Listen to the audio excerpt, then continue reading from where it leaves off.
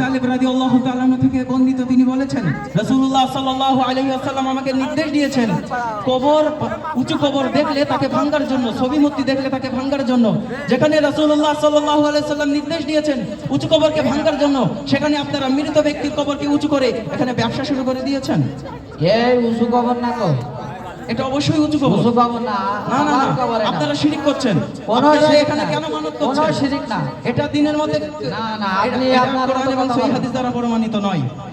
আপনারা কেন এভাবে জাতিকে ধোঁকা দিচ্ছেন? আমরা জাতিকে ধোঁকা দিচ্ছি না, জাতি বাবার ধর্মকে পাগল পেয়েছেন আপনি? ধর্মকে কি আপনি পাগল পেয়েছেন? ধর্ম কি আপনার ইচ্ছে মতন চলবে? ধর্ম একজনের কথা মতো চলবে, তিনি হলেন মুহাম্মদুর রাসূলুল্লাহ সাল্লাল্লাহু আলাইহি ওয়াসাল্লাম। সব তো বলাই, আমি তো বলালাম তুই খাবারিস কর ভাই, আমি কি আমার থুই যাবি তুই, তা আমি কাঁথুই দেবো ভাই, নিজের আপন জীবন বাঁচা। আয়েশা রাদিয়াল্লাহু তাআলা قال قال رسول الله صلى الله عليه وسلم মান আহদাসা ফি আমরিনা হাযা মা লাইসা মিনহু ফারদ্দু। রাসূলুল্লাহ সাল্লাল্লাহু আলাইহি ওয়াসাল্লাম বলেছেন আমাদের এই দিনের মধ্যে যে নতুন কিছু উদ্ভাবন করবে যা তার মধ্যে নাই তা প্রত্যাখ্যাত। বুখারী হাদিস নম্বর 2697। আপনার এই কাজ কর্মগুলি, এই যে মাজার পূজা, কবরে ফুল চড়ানো, কবরে সিজদা করা, বাবার কাছে কিছু চাওয়া, কোনো মানুষের কিছু চাওয়া, এগুলো টোটালি শিরক। এগুলো করা যাবে না। আপনি একটু বোঝার চেষ্টা করুন, আপনি একটু সাবধান হন, জাতিকে এইভাবে ধোঁকা দিয়েন না। হ্যাঁ কিসের তো, আপনি তওবা করে দিনের পথে ফিরে আসুন। তা আপনারা, আপনাদের দলের নাম কি?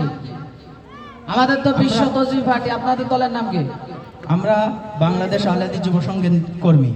যুব সংঘ, যুব সংঘ। তা আপনি দয়া করে কথায় মানুষকে এভাবে আর বিভ্রান্ত করিয়েন না, আপনাদের কথায় জাতিকে ধোঁকা দিয়েন না। ধোঁকা দিচ্ছি না, আমি আপনাদের কথায় কোরআন হাদিসের কথা আমার বিবেকটা ফেলে গেছে, আমি তওবা করে একজন খাঁটি মুমিন হতে চাই।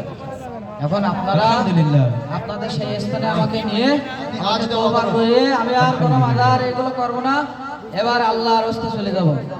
কারণ একটা আছে আমার আমার বেজনিসে আমার খাদেম আমার লোকজন কোনো কিছু নেই, এখন আমার যদি না মানি নেই, আপনি তওবা করে ফিরে আসুন, শেষে জায়গা আল্লাহর হবে কাছে না। ক্ষমা চান, আল্লাহ সুবহানাহু ওয়া তাআলা হ্যাঁ আপনাকে হ্যাঁ ক্ষমা করে দিবে আমার তো ইনশাআল্লাহ। শেষে জায়গা হবে না, আমার বেজনি কেউ নেই, যারা ছিল এই কবরগুলোকে সরিয়ে ফেলুন, এগুলোকে ভেঙে একেবারে মাটি এই এগুলো ভেঙে দেবো। এই আমি আজকে তওবা করলাম, এই আহলে হাদিস বাংলাদেশ, আহলে হাদিস আন্দোলন, আহলে হাদিস যুব সংঘ বাংলাদেশ, এরা আইসি আমার যে এটা খুলিতেছে, আমি ধন্য হয়ে গেছি। আপনাদের এই সংগঠনের সাথে থাকতে পারলে আমি হয়তো এই শিরক বিদআত থেকে আমি হয়তো জান্নাত পেতে পারি। তা আমি আজ থেকে তওবা করলাম, আস্তাগফিরুল্লাহ রাব্বি মিন কুল্লি যামবি ওয়া আতুবু ইলাইহি লা হাওলা ওয়ালা কুওয়াতা ইল্লা বিল্লাহ। এই আমার সাথে ধরো, আর মাজার থাকবে না, এই মাজার আমি আর মাজার থাকবে না।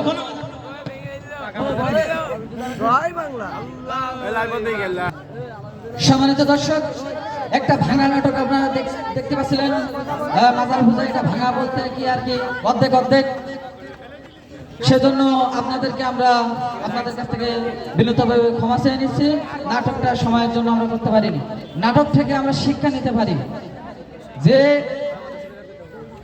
নূহ আলাইহিস সালামের যুগে কয়েকজন ব্যক্তি ছিল, ওয়াদ, সামুদ, ইয়াগুস, এবং এমন ভাবে পাঁচজন ভালো ব্যক্তি ছিল। সূরা নূহের 23 নম্বর আয়াতে এটা বিস্তারিত বর্ণনা দেওয়া হয়েছে যে তারা ভালো ব্যক্তি ছিল।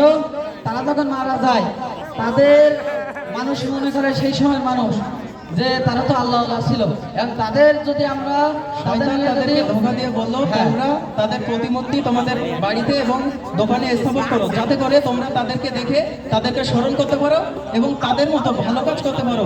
তারা যখন মারা গেল, শয়তান মানুষদেরকে শিরকের মধ্যে নিমজ্জিত করার জন্য শয়তান তাদেরকেও বললো তোমার পূর্বপুরুষেরা এদের প্রতিমূর্তি বানিয়ে গিয়েছে, কেননা তারা এদের পূজা করত।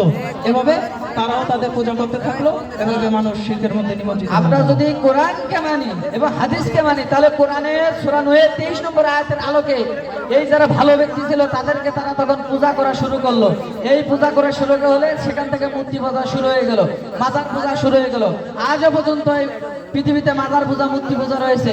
আমরা এই সমস্ত ধোঁকা থেকে, এই সমস্ত ফিতনা থেকে বেঁচে থেকে আমরা সহিষ্ণুভাবে কোরআন এবং পবিত্র কোরআন এবং সহিহ হাদিস আলোকে নিজের জীবনকে সাজাতে পারি, ওই আলোকে নিজের জীবনকেও করতে পারি।